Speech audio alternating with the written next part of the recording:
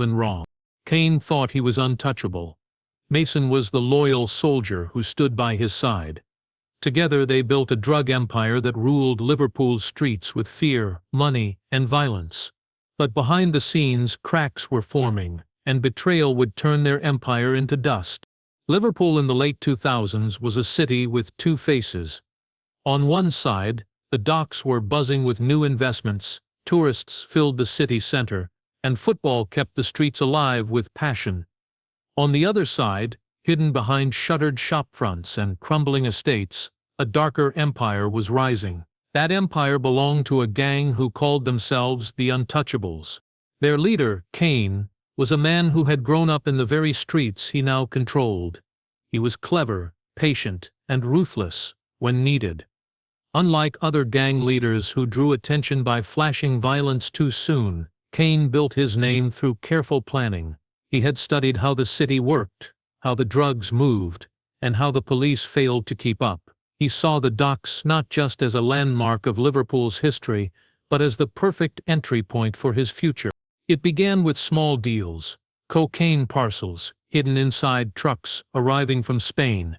Kane built relationships with dock workers, bribing some and intimidating others until the flow of shipments was never questioned. From there, he expanded to heroin, using the same routes and hiding drugs in everyday goods like fruit crates and clothing shipments.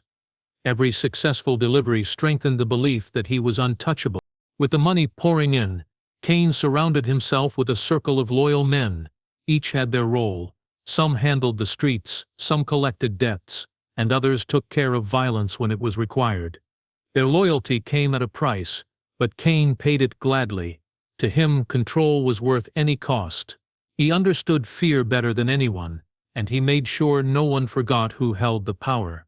The Untouchables quickly became a name whispered across the city. They had their hands in everything: pubs, nightclubs, and even small corner shops. The message was clear: nothing moved in Liverpool without Kane's blessing. Those who tried to work outside his reach were quickly reminded of the rules. Some were beaten, others vanished without a trace, and rumors of bodies buried in wastelands spread through the estates. Fear worked as their strongest weapon, stronger than any gun.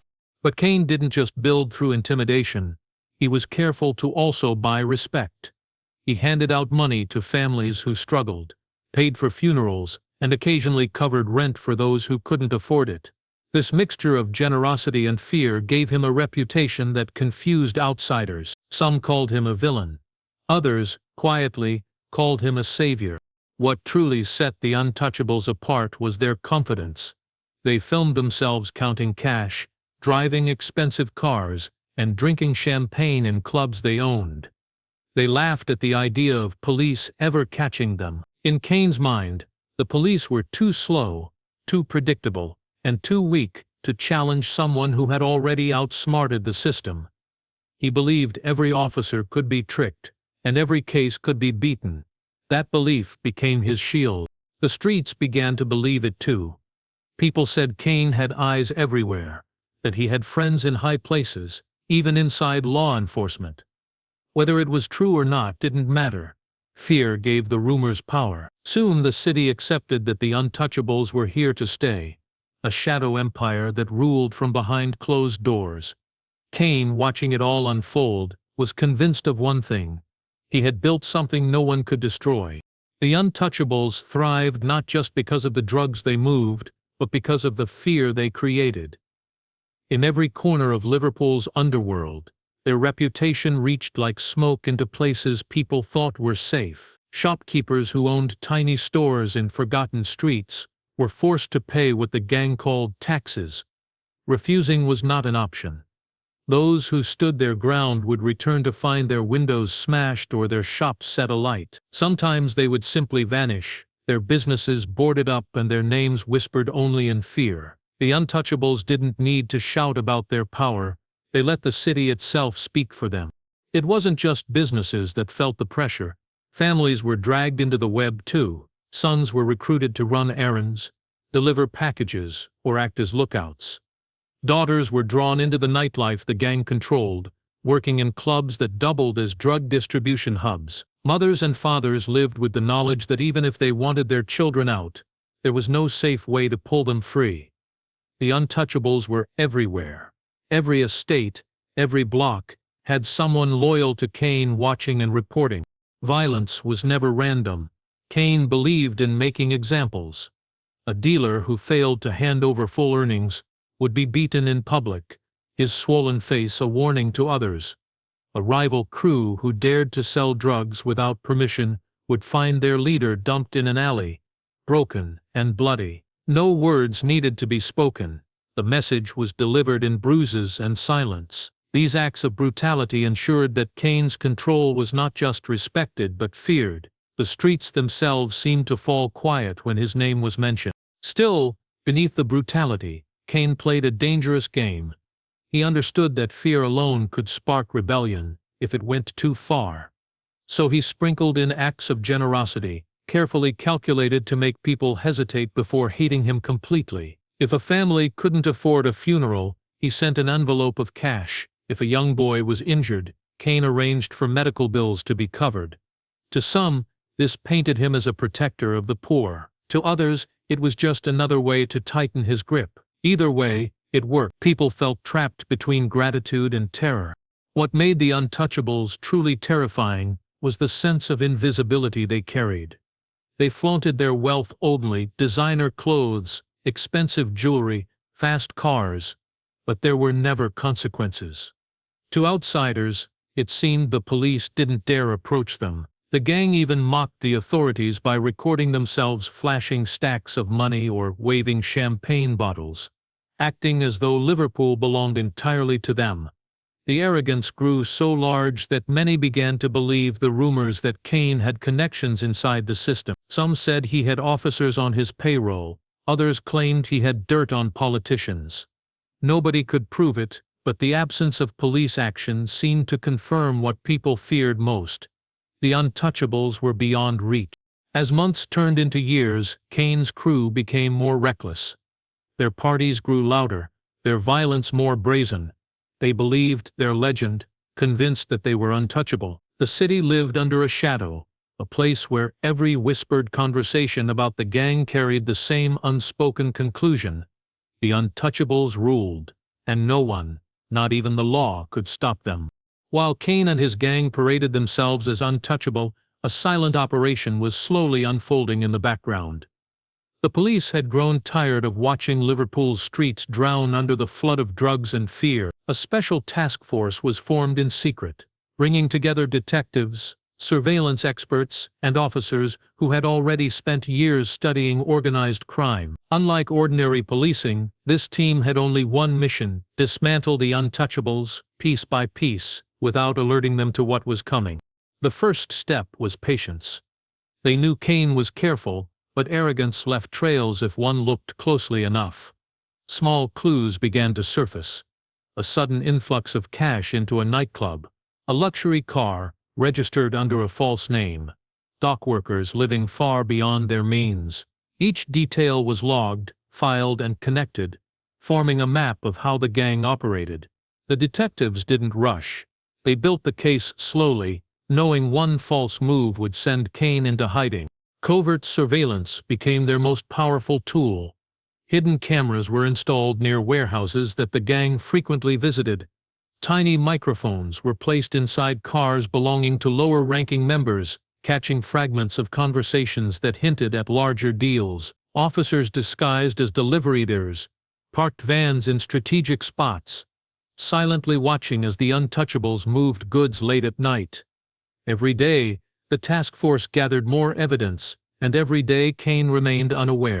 Technology played its part too. Special tracking devices were secretly fixed beneath vehicles linked to the gang.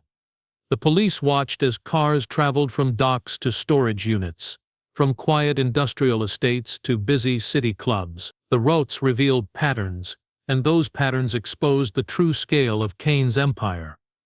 It was bigger than many had feared. The drugs were not just being sold in Liverpool but distributed to nearby cities, feeding a network that stretched far beyond the Merseyside. Undercover officers added another layer to the investigation. Some slipped into nightclubs owned by the gang, blending with the crowd, noting faces, routines, and security measures. Others posed as small-time dealers, carefully earning trust with lower members to gather inside knowledge. These operations were dangerous. One wrong word could mean discovery and death. But every risk taken tightened the police's grip on the untouchables without the gang realizing it. The detectives also worked quietly with financial experts, following the money trail. While Kane thought cash laundered through businesses would protect him, the experts traced irregularities in accounts, identifying how dirty money was cleaned and reinvested. Each record became another nail waiting for the coffin. What made the operation remarkable was its silence. Kane was too confident, too busy enjoying his empire to notice the walls slowly closing in. He laughed at the idea of police watching him, certain they lacked the strength to even try. But while he flaunted his power, the task force gathered mountains of evidence. Every shipment, every threat, every movement was logged. By the end of the first year of surveillance, the investigators had painted a picture clearer than ever before. The untouchables were not untouchable at all. They were exposed, mapped, and surrounded without even knowing it. The police didn't just have suspicions anymore, they had proof strong enough to crush Kane's empire if the timing was right. The turning point came on a cold evening at the Liverpool docks, when a shipment arrived that would change everything. For weeks, the task force had been monitoring container movements, tracking patterns, and waiting for a mistake. The untouchables had grown used to the rhythm of their own success, believing they could move product unnoticed through the busiest shipping routes in the country. But greed often blinds even the most careful minds, and Kane's confidence finally led him to push too far. The container in question appeared ordinary at first glance.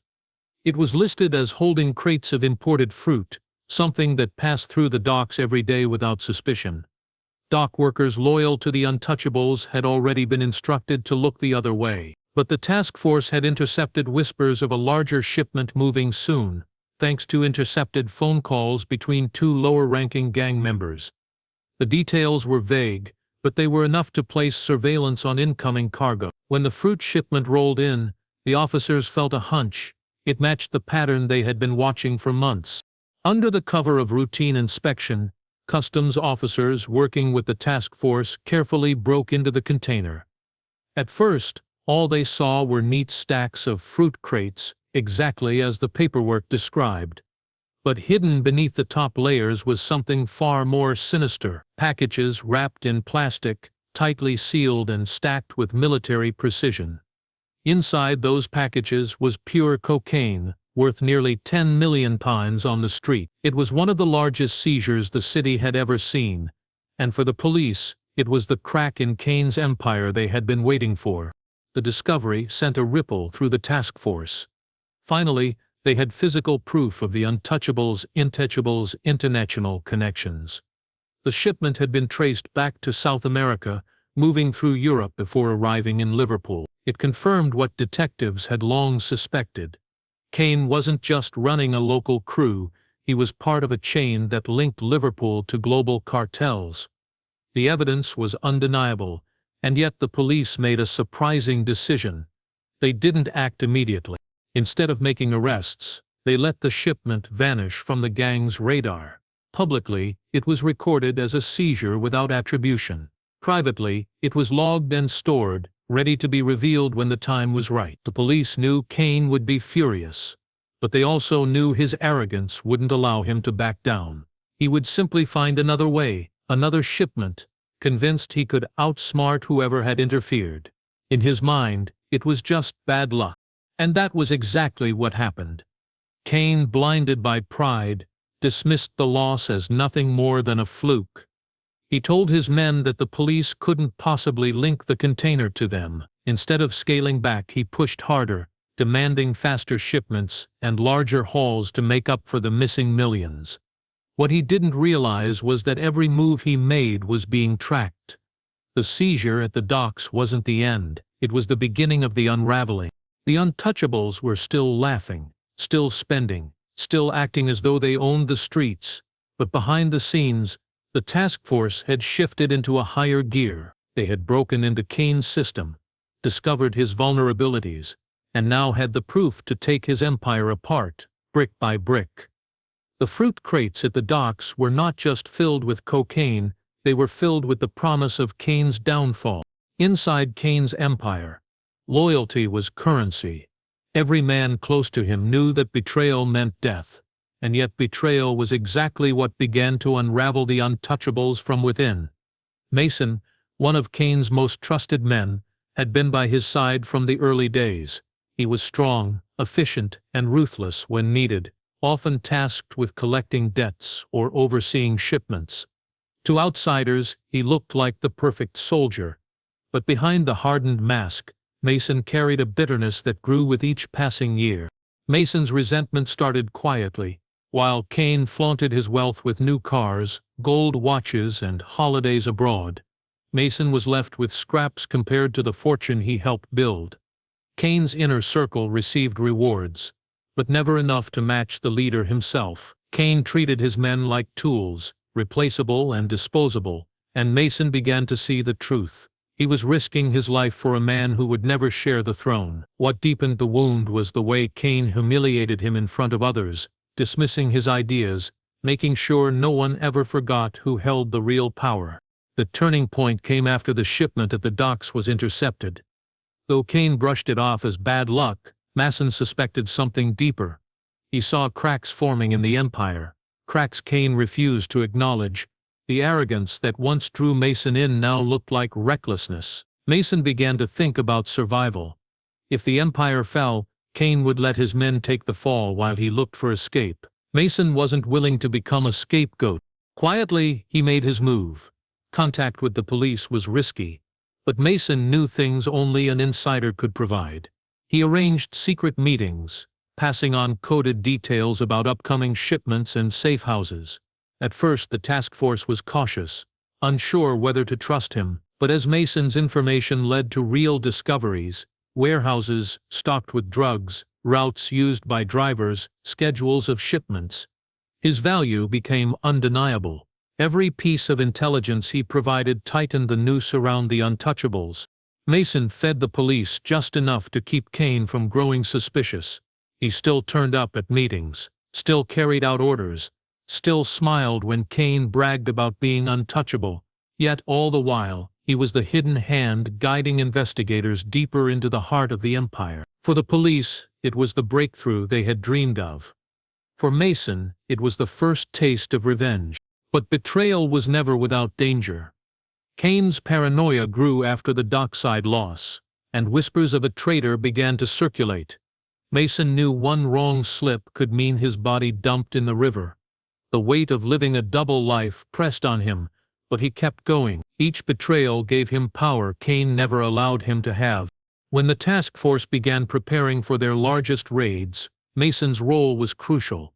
He revealed addresses of stash houses, described the layout of Kane's nightclub, and even exposed the hidden passage Kane planned to use in emergencies. Without Mason, the operation would have taken years longer. With him, it became a countdown. Kane believed loyalty was absolute, but Mason proved otherwise. The empire wasn't falling because of police strength alone. It was rotting from the inside. The man Kane trusted most had already chosen his side, and by the time the truth came to light, it would be too late to stop the collapse. The night of the raids was planned with military precision.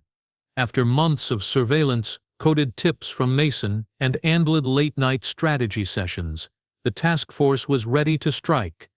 They chose a cold autumn night, when the streets were quiet and most of the city was asleep. Every detail had been considered: the timing, the number of officers, the element of surprise. More than 200 officers were mobilized, spread across the city in unmarked vans, waiting for the signal to move. Shortly after 3 in the morning, the operation began. At once the silence of Liverpool's dark streets was shattered by the crash of doors being forced open. Armed units in black gear stormed through houses, warehouses, and nightclubs linked to the untouchables. The gang, so used to acting as though the police could never touch them, were ripped from their beds in shock. Some tried to resist, others froze in disbelief, but none were prepared for the sheer force that descended upon them. One of the first targets was a row of terraced houses in a quiet estate, where several of Kane's lieutenants were hiding. Officers battered down the doors, dragging men from their mattresses, handcuffing them before they could even process what was happening. At another location, a warehouse near the docks was stormed. Inside, officers found crates filled with drugs, stacks of cash, and firearms, evidence that would later crush the gang in court. Kane himself was the main target. He had always believed he had an escape plan, a hidden passage under his nightclub that led to a side alley. As the raids unfolded, Kane was alerted by panicked phone calls from his men. Realizing the scale of the operation, he rushed toward the escape tunnel, convinced he could slip away into the night. But the task force had planned for this moment. Officers were already waiting at the other end of the passage. As Kane emerged, he was blinded by torches, tackled to the ground and handcuffed before he had a chance to run. For the first time, the man who laughed at the law was powerless. Elsewhere, chaos spread through the gang's world. Cars were seized, accounts frozen, and businesses raided. Nightclubs once filled with music were now filled with police, stripping away the empire Kane had built. The Untouchables' arrogance had left them careless, and the task force took advantage of every weakness. Within hours, what had taken years to construct began to collapse. The city woke to news of the raids, stunned by the scale of the arrests. Families of gang members gathered in disbelief, while communities that had lived under fear for so long finally felt a shift.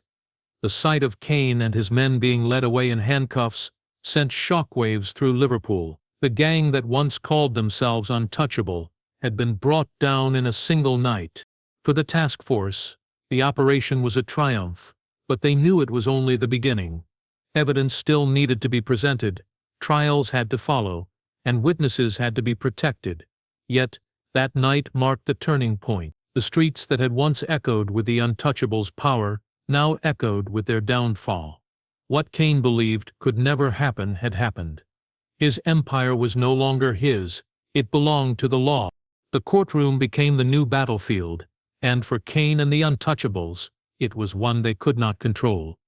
Months after the raids, the trial began, drawing intense media attention from across the country. The once feared gang, who had strutted through Liverpool's streets like kings, now sat behind reinforced glass in the dock, wearing grey prison uniforms instead of designer clothes. The arrogance that had once defined them was replaced with tight jaws and nervous glances. For the first time, they were no longer in charge of their own fate. The prosecution arrived with mountains of evidence collected during the long investigation.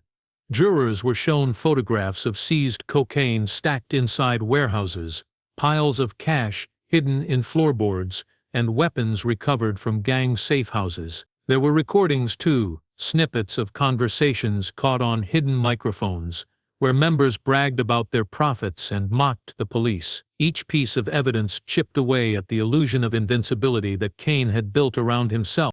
But the most devastating blow came from the witnesses. For years, fear had silenced entire communities. But with the gang behind bars, some people finally felt safe enough to speak. Business owners described the threats, the beatings, the so-called taxes that had bled them dry. Families admitted how their children had been pulled into the gang's world against their will. Every testimony painted a picture of a city gripped by terror, controlled by men who thought they were above the law. Still, Kane sat in the dock, trying to maintain his cold stare. He believed no one could truly hurt him. That belief was shattered the moment Mason entered the courtroom. The man who had once stood at his right hand now stepped into the witness box, sworn in under heavy police protection. The atmosphere shifted instantly. Even the jurors seemed to feel the tension as Mason began to speak. He told the court everything. How Kane ordered shipments, how the money was laundered, how punishments were carried out.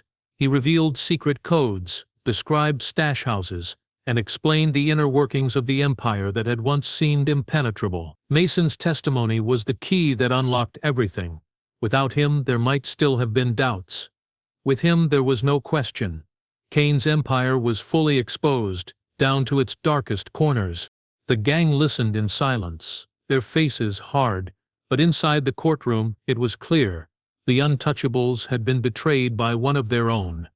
Kane's fury was visible in the tightening of his jaw, and the burning stare he fixed on Mason, but it made no difference. The jury didn't see a powerful leader anymore, they saw a criminal stripped of his myth. When the verdicts were finally read, the weight of justice came crashing down. Kane was sentenced to decades in prison, his closest lieutenants given similar punishments.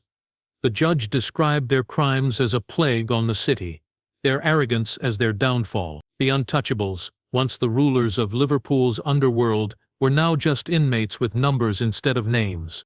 For the people watching, the trial brought closure. The gang who had walked the streets untouchable were now caged, their empire dismantled piece by piece. And for Kane, who once believed he could never be touched, the sound of the gavel striking marked the end of his reign. Liverpool was quieter after the fall of the untouchables, but the silence carried weight. The city had lived under their shadow for so long that their absence felt almost unreal. For years people had whispered their name with fear, adjusting their lives around the gang's presence, careful not to step out of line. Now with Kane and his men behind bars, those whispers began to fade. Yet the damage they left behind was carved deep into the streets and the people who had endured them. Families torn apart by addiction still struggled with loss.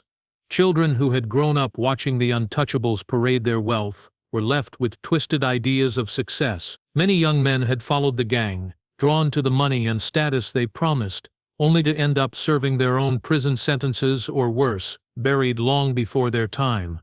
The destruction of Kane's empire did not erase these scars, it only marked the end of one chapter in a long and painful story. Communities began to breathe again, though cautiously. Shopkeepers who once paid taxes no longer lived under constant threat. Nightclubs that had doubled as drug distribution hubs were shut down, their doors sealed and their names dragged into the headlines. For the first time in years, local businesses started to rebuild without looking over their shoulders. Still, the fear lingered. People had lived too long under the idea that the gang was untouchable. Even with Kane locked away, some wondered if another leader would rise to take his place. The police hailed the operation as one of the biggest victories in the fight against organized crime in the region. The raids, the trial, and the sentences were all used as proof that no one, no matter how powerful, was beyond the law. Officers who had worked in silence for years finally spoke publicly about the dangers they had faced, the nights spent watching from shadows, the constant risk of exposure. Their success was celebrated, but they too admitted it had come at a cost. Resources stretched thin, communities scarred, and lives lost before justice was delivered. For Kane, prison was the final stage of his downfall. The man who once declared himself untouchable now lived in a concrete cell, watched every hour of the day, stripped of his wealth and influence. His empire crumbled without him, businesses seized, money frozen, and former allies scattered. The legend he had built was gone, replaced by a story told in newspapers and documentaries about arrogance, violence, and eventual defeat. In Liverpool, the fall of the untouchables became a cautionary tale. It showed how one man's hunger for power could poison a city, but also how patience and persistence could dismantle even the strongest criminal empire. The story was repeated to younger generations as both a warning and a lesson. No gang, no matter how feared or connected, could escape justice forever.